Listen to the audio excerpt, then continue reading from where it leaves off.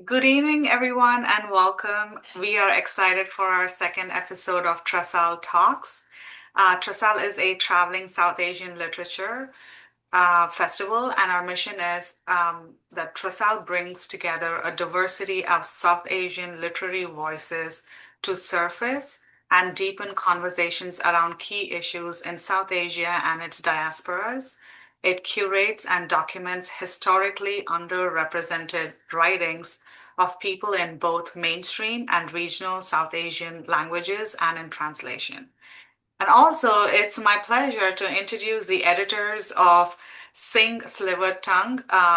Dr. Lopamudra Basu is a professor of English at the University of Wisconsin-Stout, whose scholarship and creative work explore post-colonial literature, transnational women's writing, trauma studies, and poetry. And joining her is Dr. Feroza Jussawalla, professor of English at the University of New Mexico, whose work focuses on world literatures in English, post-colonial studies, and Muslim women's writing, and who has authored and edited several influential books in the field. Together, they bring their deep scholarly and creative engagement with literature to this powerful anthology that amplifies voices of resilience, memory, and resistance. So, welcome. Thank you so much for joining us. And my name is Purnima Janikiraman, and I'll be the moderator today. So, let's start with the title. What does Sing Sliver Tongue open up for you? How do you understand that tension between singing and something being cut or fractured? Thank you, Purnima, for that generous introduction, and thanks Alka and Pramila for inviting us to Trisal. This is, a wonderful opportunity for us to connect with the West Coast. I don't think we've had a host from the Pacific time zone yet. We've had a few sessions from India, but this is really a wonderful opportunity to meet you from this forum, and I see several others joining. It's great. To go to your question about Sing Slivered Tongue, this title came to me from a poem that one of our contributors, Radha Chakravarti, sent us, and it is called Severed Tongue. So Severed Tongue is about the legend of Khana. Khana was a woman from ancient, or I should say medieval Bengal, who was very well known for her knowledge of astronomy, astrology, and because of her knowledge and her following, she inspired the jealousy of her father-in-law Varaha Mihir, who was considered to be one of the nine jewels of the Gupta kingdom. So, because he was so jealous of her and that her fame was kind of increasing more and becoming she was becoming more famous than him, that she was asked, I suppose, not to continue with her work. And maybe when she didn't agree to that, her tongue was cut.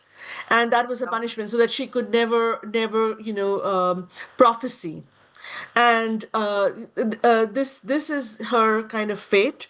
But what Varahamihir and all of those men who did this to her had not anticipated was that her sayings and her proverbs lived on in the cultural memory of Bengal, and they are still spoken today. People don't remember Varahamihir, but they remember Khana because of her words. So this is the singing which continues. She, even though her tongue was cut, it didn't stop her voice. So we used this title as inspirational. Of course, there is the duality which you pointed to, which is the cutting, the trauma, but it is a trauma which ultimately results in the production of poetry. Maybe Firoza might want to add something to that. Yes, I do want to add because for me it's a great metaphor for, as a scholar, I'm primarily more a scholar than a poet. And I want to add that for me it's a big metaphor for Gayatri Spivak's Can the Subaltern Speak? So Mhm. we all of us know it, all of us who are present and know the scholarly inspiration. And we have to keep speaking, even if people don't like what we're saying, and even if people want to cut our tongues, somehow we have to find a way to speak. And that's why it's a very, very touching title for me. When Lopa came up with it, I couldn't think of a better way in which for us to communicate, because most of the people, as you've said in your questions, Purnima, are basically subaltern voices that were not able to speak. Sometimes when we have done these presentations, I've had people, Lopa knows, we've had people who have cried because they've said, "You've finally given us a voice to either write or to speak." And some people have loved to be able to read their poems. If we had known that we could have brought other people, I guess we could have brought some of our poets from India, because it's early in the morning in India and they would have participated. So, yes, it is a great way to communicate that uh, women need to speak. The other thing is the image that goes with it is the solitary woman sitting and pondering, which was done for us by Hafisa Nilufar Khan. Thank you. Absolutely beautiful. And I completely agree with you in terms of like how we need to speak, right? Sadly, many don't because of fear or what other person thinks. We're seeing that even now with everything that's happening. And I always say silence is complicit. So we have to speak up. Yes, Purnima, if silence. I may add one other thing, Please. when we were putting these poems together, not only Radha Chakravarti's poem, which inspired the title, but several other poems also talk about cut tongues. And Rupali Gaure's poem Philomela, references the Greek myth of Philomena's tongue being cut. That is from another tradition, but she also links it with the Hathras, incident where a woman is brutally raped and her tongue is cut. So this is an incident from contemporary India. So all of these images of cut tongues, I think, made us come to this title. Yeah, Lopa, I why don't absolutely you love it. read that poem? Lopa, read that poem. The time to read for okay, Yeah, let yeah. me try. Okay, this is a little bit longer, but I will read it. By the way, Rupali Sarkar Gaur was my professor at Venkateshwara College when I was an undergraduate student. So it is really it was so wonderful when she came to our Delhi launch event, which was hosted by Yoda Press, and I hadn't seen her for over 30 years. Anyway, this Wow. is her poem, Philomela, today, yesterday, and tomorrow. If you cut off a woman's tongue like they did the other day in that dusty, dirty town of Hathras in India, then at the dead of night you must incinerate whatever remains of her broken spine, her lacerated vagina, and her mutilated soul. In another age, Greek king Tereus of Thrace also could not contain his lust and ravished and violated Philomela. She won't be silent, she had said. So, with pincers, he held her tongue, and with a sharp sword, he cut off her tongue. Philomela's anguish did not hold back her story. Her aching fingers wove an intricate tapestry, unfolding a tale with images telling, just like poets tell our stories. A stunned, avenging sister, Procne, cooked and served in an ornate dish a depraved dinner fit for a king, their only son, Itys flesh, a father and a rapist husband, King Tereus of Thrace. The head paraded for proof, silenced forever the raging perpetrator. The voiceless nightingale granted a voice to lament Philomela's sorrow. Will the many gods of our people let us write our legends? Can we tell our tales? How else will the soulful chronicles be told of Antiope, Hera, Europa, and Leda, Medusa, Draupadi, and Sita, Hannah, Regina, Jyoti, and Shahina, all ravaged, mutilated, and morphed by Zeus, Poseidon, Duryodhan, and Ravan, gene-clad Sandeep, Herbert, Mike, and Mirza. Must we then, like Procne, avenge, feed the flesh of sons to fathers? Wow. Yeah, I And got goosebumps. we have another poem like that by Lakshmi Sri Banerjee Yeah. about the rape of the young doctor at the RG Khar Hospital in Kolkata. And I'll just read a couple of verses. Mhm. Yeah, please. That night, the shimmering stars hid themselves in utter shame, as did the night while watching the monstrosity of the dark game. Um, the bleary eyed mother wept with tears of endless riverine blood. Are these the goons I gave birth to? She says about the men. But they throttled, raped, and ripped her apart, the girl, the doctor, with inhuman torture in caverns of stress, as darkness wished to hide in the dark, to run away from being such a witness. Intoxicated with blind Dionysian fury, they forgot their mother as they raped another woman. So, this is a kind of an interesting parallel that she talks about. What do the mothers of the rapists think? What do the mothers think of the men who perpetrate these extraordinary actions on women, which continues everywhere? And as you said, Purnima, it's all around the world today for us. Exactly. Thank you so much for sharing those. And as a mother of a son, I always constantly have to educate him how he needs to treat other women because no is a no, right? It's a Yeah, full sentence. So I also tell him that if you don't respect your mom, you're not going to really respect other women outside. yeah. So I understand that. And thank you so much for sharing those poems. So now, as we move into our next question, this is for the both of you as poets, editors and curators. How did you approach holding these voices with care?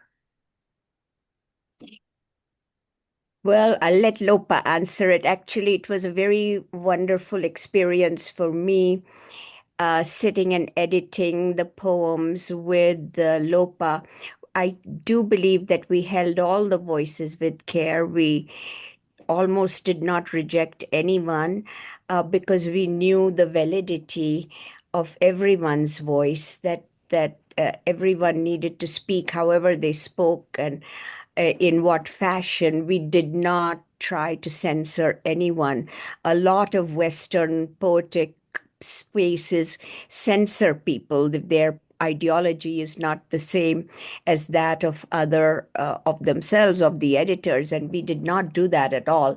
In fact, we went out in search of Muslim voices, Assamese voices, Sri Lankan voices, all that have been under so much oppression in so many different ways. So I do believe, I hope that the poets feel that we treated their voices with trust. We were not harsh on anyone. We didn't say your line is like a thud, like some Western editors will say to you today. So I think we helped people articulate as clearly as possible the pain. We did not cut out the pain. At least I say that for our editorship, that we were tender and accepting. I think Loba will bear me on that, won't you, Lopa? Yes, I do agree. We did not have um, these very rigid aesthetic criteria. We were not interested in like a prestigious elite, production. Our model was inclusive, as Firoza has mentioned. There were times when we had to tell some poets that, well, this, needs a little bit of a revision, but we were gentle in telling them, and we sort of worked with them very closely to try to improve the clarity or maybe the structure or the grammar if it didn't meet some basic standards. But overall we preserved their style and we didn't try to change anything. We wanted it to be true to their voices. So when I sent, some other poems along, there was, there's an attempt almost to conform to a certain house style. And there was none of that. We didn't have a preconceived idea that it should be this way. And, I think we've made friends with some of our poets because, they trusted us with their work and their life experiences. So when I met some of them, from India in the launch that I mentioned, it was really, heartwarming. There were so many of them who felt, affirmed. Their experiences had found expression. And as Firoza mentioned, that some we met only on Zoom through these online sessions, and even there, there was a sense of comfort in coming together through this project. Yeah, and That's I'd awesome. like to say that I'm very grateful, and I know Lopa is, to all of you, like Alka and like Usha Akela, and all the people who organize things in India, in Calcutta, in Delhi, um, that you have helped, all of you have helped get this book into the elite world of poetry. So we should say that we are actually in the elite world of South Asian poetry and South Asian writing and South Asian literatures. And I'm grateful for those who have given us this recognition. And I'm also hoping that the Western world will also give us the same kind of recognition as they begin to see our book through the sites that people are beginning to make available. I'm very grateful to all the people who have done reviews for us. Nidhi Srivastava, and reviewing the book for World Literature Today, which is a very prestigious, very elite journal of literary studies. And to have our book there, and even in small little marginal places like Parsi Times, where Parsis can read that there are 5 Parsis who we have included. That's kind of rare because we a lot of the Western places of publishing poetry don't tend to include us and don't see our point of view. And so I'm very grateful for the way in which this book has come together, and those of you who have given us this visibility. Thank you. Yeah, of course. Thank you so much. And that's beautiful. I mean, it's the trust, right? I mean, and you both have done such a beautiful job of editing those and keeping those voices alive, which is, I think, the most important thing. So thank you so much for that. So, as and when, you read the poems and stuff, where did you feel grief and where did you feel defiance and where did you feel something else entirely? Lopa, do you want to take that, or I could take it? I You know, there's a lovely poem about widowhood that Mm. transcends the transatlantic situation, where Asha Sen, one of our also colleagues, a scholarly colleague from Eau Claire, Wisconsin, also says about how no one will hold a widow. Whether it's in India, we think it's mostly in India that a widow is marginalized, but when you see that when you see that even in the West, it's hard for someone to reach across. I felt a great deal of pain with my divorce, and I think that pain sort of lingers on for me. And so I would like to read here my poem, Fractured, which, like, give me a minute, I'll find it here. Um, I have a new book, so it's hard to open it up to where I am.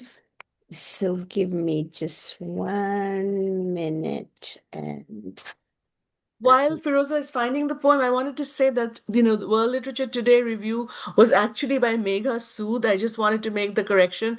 yes. Nidhi Srivastava also did a review for us, but it was in uh, the newsletter for the South Asian Literary Association, and we've had a review in South Asian Review by Nabina Das, and various others. We're very grateful to the reviewers. We're also grateful to Pramila and Usha, who hosted us at Matwala, in late, I think, November of 2025. Um, and y- uh, you know, s- uh, when Firoza said that we are able to make a place, the book is getting more attention, and that we are grateful for that. Firoza, Absolutely. found your poem? Yep, I did. Um, Yes. so here it is. It's called Fractured. A purple pensiveness falls over me as I contemplate fractured bodies and purple passions. Who will love me now? It's the same question that Asha asks in her widow poem. At 66, with lumpectomied 1.5 breasts and a bulging inguinal hernia caused by moving boxes after the radical hysterectomy of cancers past.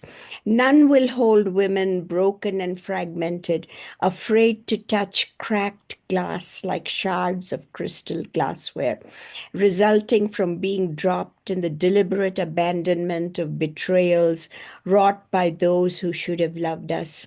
Why do we submit to fracturing? Grief is too painful to contemplate for purple pensiveness. Can we be kintsugi'd? Using gold to fill the cracks of my life has become too burdensome. So that's just a short excerpt. It's a longer poem. Thank you so much for sharing that and your experience. And Lopa, looks like you wanted to say something. Yes, in talking about grief, there are a number of poems here which touch on the COVID experience, whether it is the, migrant workers, left destitute, having to walk thousands of miles to their villages, or whether it is the experience of losing, family members to COVID. So that is the experience of grief that I talk about in White Roses. So I think since Pramila just read her poem, I'm going to read White Roses. This is my own poem from the anthology, White Roses. Today I click on Kolkata Gifts online and order 30 white roses in a vase for you. Ma sends me the photo of the roses and tube roses and the jasmine garland all adorning your face today. 2 years ago, in that May of hell's heat and destruction, there were no garlands. Flower sellers banished from the city like vermin thought to spread the plague, dying of thirst on the way, walking hundreds of miles, sometimes with no shoes. Today, life goes on as usual in New York, New Delhi, and Kolkata. Do people even remember that there was no firewood or earth to bury the dead? No flights from Minneapolis or Chicago, not even a phone call to hear you in the hospital. We have said often that we have to think of it as a natural disaster, an earthquake or a cyclone like Amphan that tore you away, except it was not a forest fire and more a Chernobyl with many forewarnings. 2 years later, so many names whispered by the wind, and so many lives like leaves blown away. So many souls still unmourned, and some like the white roses in the vase, pressed forever in memory's folds. Oh, wow. That's beautiful. Thank Mhm. you. Yeah, And thank this you for is this is sharing. my poem, but there are several others that touch on COVID. But there's also, as we said in the beginning, that there's a spirit of resilience. So that is, going beyond grief. And so Sonali Patnaik's poem "Say" is like that. It's a call to collective action for women, and there is a lot of hope also embedded in the poems, and we want to emphasize that. So this is not a book which is meant to make people just feel a profusion of sympathy for all these oppressed women. These women are strong, and out of these sometimes pretty horrible experiences, they are actually working on lyrical renditions of their experience and making it something that can connect to many other people's diverse experiences. Mm. Yeah, exactly. And you touched on that. That's so beautiful because it's not about sympathy, right? Or garnering sympathy. It's about showcasing what these women have gone through, and in spite of that, they are resilient, right? And Yeah. they're still talking about their trauma. So others who go through it, they feel connected. So they Yes. have the strength to actually voice their opinion. That's how I see it. So I think this Yes. is a beautiful anthology of poems. So thank you so much, Feroza and Lopa, for sharing your poems with us. Um, Purnima, one more because you asked so much about how do we handle all the uncertain times and the things that are going on around us. And so we have a poem, Parsi voices are not very well known, and I thought I would read one from Shernaz Wadia, and Yeah, it's please. called Brokenness. It's on page 156 of this. She's very well known in Mumbai as a poet. The world is fractured. Inequality, despotism, injustices, violence, war ravished cities, broken humanity, fenced behind the barbed wires of cruelty. Past wounds sprout in poisoned minds. Hatred polarizes. Fear asphyxiates. There is turbulence under the heavens. The world is fractured. Let us question ourselves why the racism, conflict ridden notions, mental walls that barricade love and kindness, hope and faith. Let us repair ourselves first. Let us not despair. Minds reposed, reflective, purposeful, compassionate, then begin to heal our fractured world. Fix its lesions with the salve of tenderness. Link hands in true togetherness. Lift up hearts, embrace diversity. Create a sanctuary of peace and harmony. Oh, wow. That is, I think if there's any poem that literally speaks to what's happening today in the world, mhm, I think that's it, right? Yeah. And mhm. yeah, so thank you so much for sharing that. And there's also so much about voice and silence here, right? What do you think silent, or where do you think silence shows up in our own lives, in our own families? Well, I think it shows up because we feel the shame. We feel the shame that we shouldn't be talking about divorce or we shouldn't be talking about abuse. Some of the women who felt most liberated by contributing to this volume were those who had experienced child abuse and who had written things down in their journals and then turned them into poems. And that's what I said. One of the women who cried in one of the Zooms that we did previously had brought that about. Silence also because we feel we cannot speak out either politically. Silence also because we feel the constraints perhaps of institutional um, questions. So that we often silence ourselves, and it's both good and bad. In the one hand, it's good that we tend to silence ourselves when we shouldn't be speaking, and in a way, it is bad that we do. So there's a lot of that too. I can't actually find that one poem right now, but I'll let you Lopa talk while I look for it. Of course. I think, like, if you're going back to, Gayatri Spivak, there is some experience which, will remain kind of unexpressed because it's still, not yet come to the forefront because, the subaltern really cannot speak, and we have to respect that silence. There we cannot force confession, or if someone wants to preserve privacy or doesn't feel comfortable sharing something, it cannot be forced out. And similarly, we cannot ask ourselves to write about things. We can't force a poem. It will take its natural kind of life. If it has to emerge, it will. Otherwise, it may remain buried for many years and then ultimately come out as a poem, or in some other shape or form. So I think we've tried very hard to be inclusive and reach out to many people, but I'm sure there are still areas within South Asia being so vast and with so many religious, linguistic, and other identities that we've probably we have confessed in our introduction that we could not capture everyone. We would have liked more voices, perhaps from the smaller countries of South Asia, like we do have representation from Pakistan, Bangladesh, Sri Lanka, but maybe and also Nepal, but maybe more of them. We feel that we still have a majority of Indian or Indian origin poets. So in some ways, some communities we have not been able to represent. So those are areas of silence for them. But we also cannot take on the responsibility of giving voice to everyone. And we hope that this is a first step, and there will be other anthologies produced by other poets that will be following in the same philosophy of inclusion and diversity, and maybe the poets that we couldn't even reach out and find them will appear.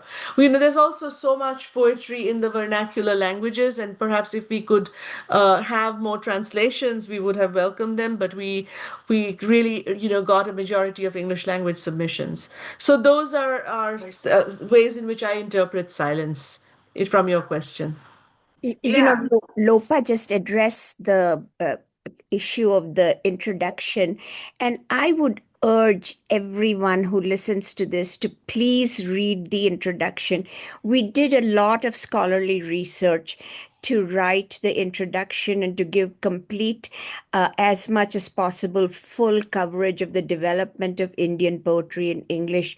We went back to people like Eunice D'Souza, and we came all the way, through even Nissim Ezekiel, though we tried to focus on women's poetry. We talk about Kamala Das, who talks also about gender issues, about her own marital issues. We talked. She also gives voice to different kinds of communities, like the Hijra community in South Asia or in India. So we did a lot of work in trying to draw together historical sources like K.R. Srinivasa Iyengar's Indian Writing in English, to give full coverage to the scholarly. So it's not just that the poets should use this volume, but that the scholars of South Asian literary studies should also use this in-depth introduction on which we did a lot of work together. And Lopa has written very lucidly about trauma, drawing upon contemporary trauma theory. And so I think this volume should focus also as a scholarly work. We are hoping that people can also take it into gender studies classrooms or any other sort of classroom where it might be pertinent to do a sort of a history of the development of Indian writing in English. So this is a very important issue. It's often forgotten because we focus just on those Indian writers who are picked up by the New York uh, publishing houses like Arundhati Roy, but not to cut her work down, but to say that there are a lot of other voices like this that don't get exposure. And there was a lot of writing like this that was not given much exposure. And so there is that side of it. Of course, Indian writing in English started in a kind of a lyrical mode, in a kind of an exotic mode. Aru and Toru Dutt wanted to impress the British. Of course, Sarojini Naidu wrote lyrically, Bengal sellers are we who bear our wondrous to the fair, etc., our wondrous treasures to the fair. And, that was a very different kind of poetry where they were trying to sell India to a more exotic audience, as opposed to what we are trying to do here, which is show that there is trauma and there is pain, and that needs to be given voice to. It's not just the exotic. I completely agree. I mean, sadly, even now, if I'm being honest with you, when I speak to others about trauma related, any kind of work or even casteism and things like that, people actually say that, oh, I don't read it because I don't know what to do with it, or they feel so Mm-hmm. uncomfortable. It just, they don't want to sit in that discomfort, right? Mm-hmm. And I think that by itself is, I shouldn't say an issue, but how can we also, you guys, especially as authors and poets, can encourage people to sit in that discomfort to kind of understand from an empathic perspective how Mm-hmm. these stories can be told. Not everything Mm-hmm. has to be a monetary help, right? So this is a conversation I had with someone very recently, actually. So. Yeah.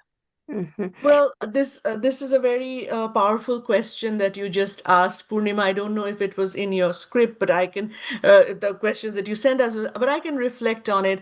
When you teach, in the American university too, often you're teaching American poetry. Like I'm teaching a course on American poets right now, and there is so much, of experiences of racism, and I teach in a predominantly white, university in the upper Midwest.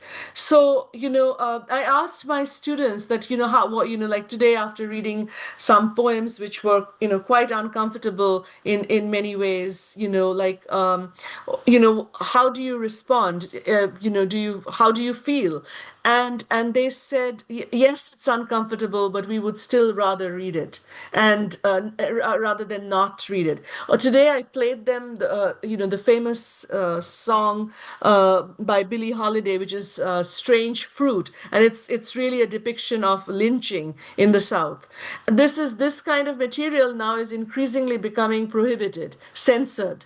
That you cannot bring up these subjects in some states like Florida. It's this is no longer in the curriculum. So you're basically denying the history of all these acts of racial violence. The same is true, I think, for people from India, particularly those born in a Hindu society who who lived a privileged in the privileged bubble of upper caste urban life. So there were, and especially in Bengal, which was more progressive, we probably didn't pay attention to caste atrocities then. Growing up in 1980s and early 1990s, pre-liberalization. So it doesn't mean that even if I did not experience it, if someone is writing about it, I have to listen to it. I cannot deny it. I cannot oppose it. I just have to, be receptive, and that will change me, and it will change my understanding of my location and my privilege.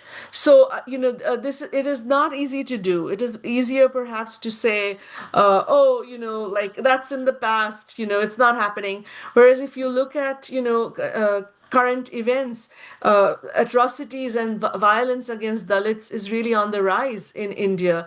And there is a sense of not admitting to it, because if you admit to it, it is like, a kind of a slur on your national ethos, or it's criticism of a religious identity. Well, I think one has to find a way of coexisting with honoring one's traditions, as well as kind of finding a critical perspective towards it. And that is hard to do. I don't know if I have found it yet, but I'm still trying. Exactly. That's all we can do, right? Just try it. Yes. That's what I do too, because I'm learning to sit with discomfort. Because if you can't do that, you cannot really learn and evolve. And learning is something for me is such a constant. So without that, we absolutely cannot like evolve, right? So that those are conversations I keep having with myself and with others too. For others, it's a little deep, but it's interesting. Feroza just asked, would you like to read a poem, Lopa? I asked Pramila. Oh, Pramila. Okay. I thought I was sending it directly to Pramila. Pramila, would you like to read your poem? She's She not says, there. sure. Oh, okay. Okay. Go ahead. But Yeah, maybe she has sure. to I find it. didn't Oh, want hello. to. Hi, I didn't want to disturb the conversation. No, but yeah, would love it. Yeah, you go Oh, ahead. okay. Oh, what a Let me beautiful see. backdrop. Mm. Oh, thank you. Let me see. Okay. Mm. Um, I tried to take a picture of it, and it's disappeared. It's on You know page what? I can come 147. back. Let me Yeah. find it. Yeah. Okay, it's on page 147. I don't have the book in front of me. Let me open Yeah. it. So, Okay. Mhm. in the meanwhile, you can In the go on. meantime, I would like to say that we do have one very interesting poem, which is a Dalit LGBTQ poem. And so that's an interesting take. And I think I don't know if it was gutsy of us, but we took it and it's there, and it talks about how her father feels shame about her. So the shame is a big question. Shame from the family, shame from the individual, embarrassment, not wanting to speak out about what may be going on behind the appearance that we hold of who we are and what we are. So I think in this way, our volume tends to give voice to many different perspectives, and we have given a lot of exposure to Muslim voices. We went out of the way to solicit poems from Muslim writers and to bring those forward to their own particular perspectives. Ready? Yeah. So, in my poem, I refer to the propaganda in India during the 60s and 70s. It was called only two children per family. So, it was called Hum Do Hamara Do. So, that's in the second part of my poem. Two stories. I touch the smoothness of my belly. It is still taut, pregnant with the knowing seed, yet to gain form. My expectation grows imperceptibly in proportion with my heart. I fail to guard its rush. No, no, no, no, no, I wail, as crimson flares the water. You can try again, relatives echo. I touch the smooth skin of my belly. It is tranquil, undisturbed by my cramps, my heart a wrung sponge. The body knows what it wants. It hoards memories. It releases. 2. Hum do hamara do, planted firmly in Baba's brain. He orders, you have to get rid of it. Amma does not tell him she is already attached to the unnamed, growing fiercely, joining its desire with her yearning. You had to get pregnant, didn't you? His voice, a hard hand, pushing her desire down, unbirthing it. The doctor's potion becomes his weapon. But the doctor's poison defeats his wish. A son is born to confront the father, fleeing from what is to be. Thank Beautiful, you. beautifully done. You. Thank So you. good. Thank you. Thank you, Pamela. So we can go, like I was thinking we could do either Q&A or ask one more question to Lopa and Feroza as well. Feroza and Lopa, would you like to take another question from me, or should we just open it for Q&A? Um, Open it for Q&A, see if someone has a question. Okay, We'll Deepa? perfect. always come back to your questions too. Deepa? Deepa, are you there? Do you want to ask a question? No, I'm just listening to those and all the issues that you cover. I'm just kind of blown away by by the topic that you cover. So no, not necessarily, but I've been enjoying those poems, Thank you so much for being here. of course. Thank you. I had a question. Yeah. I was wondering about the concept of healing, Mhm. because when we talk about trauma, I think the other part of that coin is about healing. Mhm. And do any of the poems talk about healing?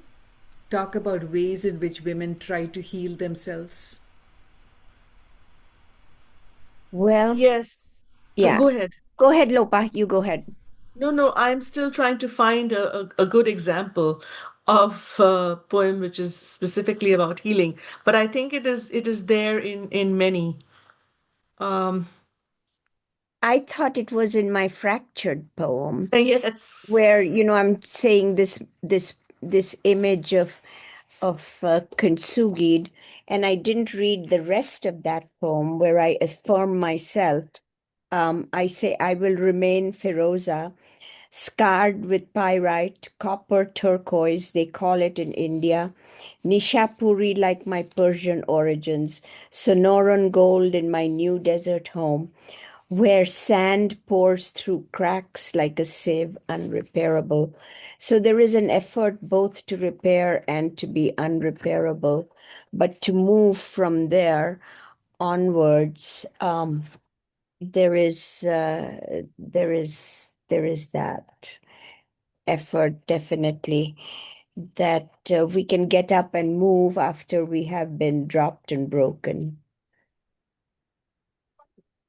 This perhaps is not a very specific example of healing, but there are some poems which are just fun, and which is that's a kind of a difficult concept to put together with trauma, but there is humor and there is celebration of relationships, and that is also part of healing. One such poem I think is Prathim Maya Doralaski's poem, Arranged Marriages for Teen Devis. It's quite a long poem, but I'm going to read the very last section of it, which is about, a memory of her mother's life.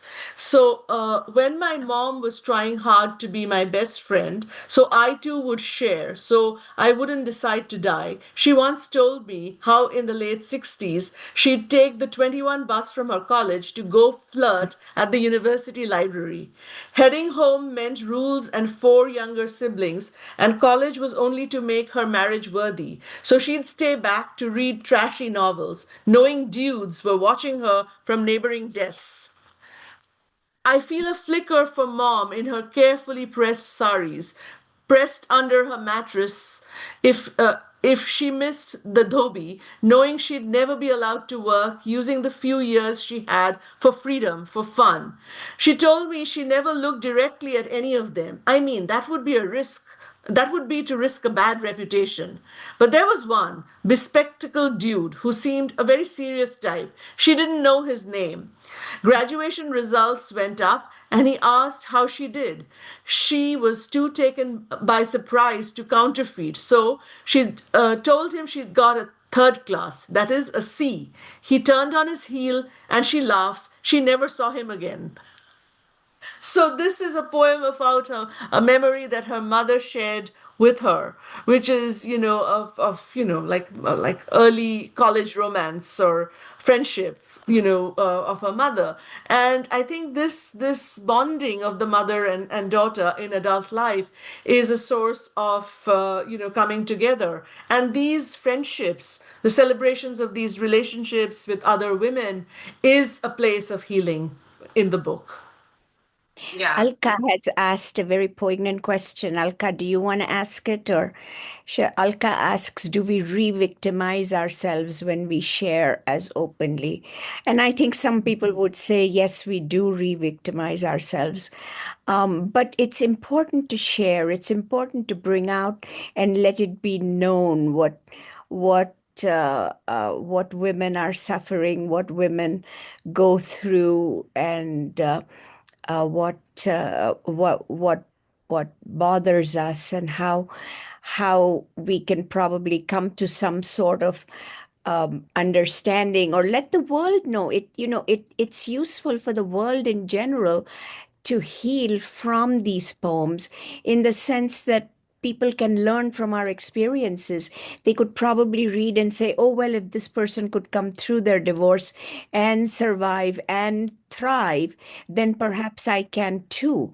Or if this person can speak their grief, it's not just venting, but it's a kind of a vocalizing of the grief, and to let that grief be known to people. And that's very important, I think. Um, Alka is also asking a question about how is grief experienced differently in the diaspora, and that's also a very interesting question. I don't think you can quantify and kind of geographically separate grief in one area and another, but I think the contrast that I can point to is perhaps the absence of community often in diaspora. Not to say that community exists for all of us who have left India, several decades ago. That community shrinks so that, the people that you grew up with are scattered, or perhaps the older generation has, passed on, and there aren't that many people around. So, but in the diaspora, I think, it's very difficult for people in the place where I live, where there isn't much of a South Asian community presence, for people to understand, like what I went through during COVID, to have, lost my father and not being able to go and be with my mother for a year from the time he passed. It was a whole year later for his, like anniversary of his death, that I was finally able to join her. That is, is grief compounded by geographic location, distance, circumstances. And what we are going through right now with the current disturbances, it's not easy to prepare to travel, to know, knowing all the uncertainties out there. So if we are dealing with aging parents, or caregiving in a long distance relationship with parents, there are all of these compounding complexities, which make it different from being close at hand in India. There's also uh, other kinds of grief that maybe diaspora produces, which is perhaps the collapsing of a shared system, again fragmentation between parents and children, or between spouses. Not that these things are not happening in India. I don't want to generalize in that way, but you know, identities change in diaspora, and with it, our experiences and responses to grief also shift. Well, we get hybridized. Yeah. We get hybridized, and the hybridity is an interesting thing. In diaspora, there's the emphasis, go to a therapist. But that's Hmm. really the last thing you want to do, because I really do blame therapists for breaking up families and creating more of a kind of a sense of selfishness, as it were. And that is very difficult. That's where you need, what Lopa was saying, is a community of people who think like us, not just an imagined community, but a real community of people who will stand by us when there are difficulties or we feel rattled, and have someone to talk to who comes from our background. Even if I have been in the US almost 50 years now, you would think, looking at me, that I'm completely westernized, but you crave that it was there for me while my mother was there, and I could say, yes, I could talk to my mother, I could connect to her. But after her passing, um, that left me very bereft, because we don't have someone to share openly heart to heart, as it were. You can talk to a therapist, but there's judgment there. And that judgment doesn't pass, and it's very hard to get your grief or sense known. People say such things as, oh, you're always posting sad things, or you're always, things possibly couldn't be that bad. And you feel like, hey, but they are, in my experience they are. And sometimes it's hard from the Western perspective to evoke the kind of sympathy and the empathy you actually need to heal. And so experiencing trauma in diaspora, I think, is much harder than being in a joint family where you can, say, talk to um, grandmothers or aunts or cousins. But the wonderful thing about the internet is that now we have WhatsApp and we talk to people overseas and we can connect. And it was for me a very great and a really honorable experience to connect with Lopa over these issues. And as I said last summer, I will miss it because last summer we sat editing poems and drinking tea and eating biscuits over Zoom or WhatsApp. And I could tell her, oh, this is happening in my yard, or this is happening with my plumber, or, and to have her close as a friend and a confidant, and to have someone from your own background, which is very important. So, Completely agree. Thank you so much for sharing. I can relate to that so very well. I struggle with having communities as well, but and Pramila beautifully said that the sharing is actually an art form. In a way, art transforms the grief. And many use writing, they use reading, they use so many different things. So I completely agree with both, with what Feroza said and Lopa as well. And I can go on and on about it, but before we're almost at time. But I also, I'm very sorry for your loss, Lopa. There's nothing like losing a parent, and you as well, Feroza. I'm truly sorry for your loss as well. So thank you so much for sharing those in such a way that it actually, where we can all relate. This actually feels like a community. It's like I haven't even met you and Lopa, but it feels like I've known you both for a long time. So thank you so much. And before, we kind of finish up, we have 2 more minutes. I would love to ask this one question, like if readers or listeners uh, walk away with one lingering feeling or question, what do you hope it is? Well, I, I hope, this book inspires people to read and write poetry. I think that's one of our ambitions in this, because poetry is thought to be difficult or, too esoteric, not as accessible as a novel. Whereas now I think in an age of fragmented attention, it is better to begin with the lyric poems because they are short, and even if you don't get the meaning, you don't have to. It's the experience of, whether it is the poem that Pramila read, it takes us back to 70s experiences of women's, fertility or miscarriage. You may not understand what's exactly going on, who's the speaker, or there's some, especially for students, there is some degree of confusion in the beginning. But, if we can let go of our anxiety about the format, it is, and if we just allow ourselves to float with the experience,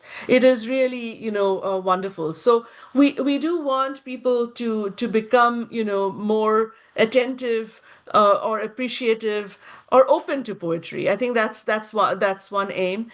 And also, of course, because it's a book about women's poetry, and we are in, the month celebrating women, to be aware of women's issues, whether it's a male reader or a female reader or a non-binary reader, to be aware of gender issues in our everyday life. Exactly. No, beautifully said. Thank you.